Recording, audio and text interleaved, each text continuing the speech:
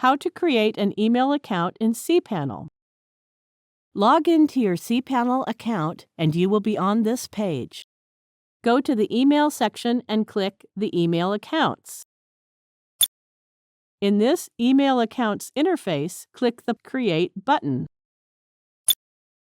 Click the drop-down list and select the domain on which you want to create the email account. If you have only one domain on your account, this setting won't appear.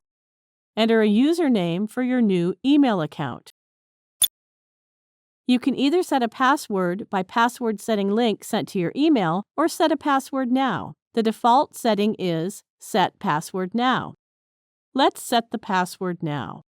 You can enter a password manually in the password input box or generate it automatically. To generate the password automatically, click the Generate button. Then copy and save the generated password. Then click the Edit Settings button. Scroll down.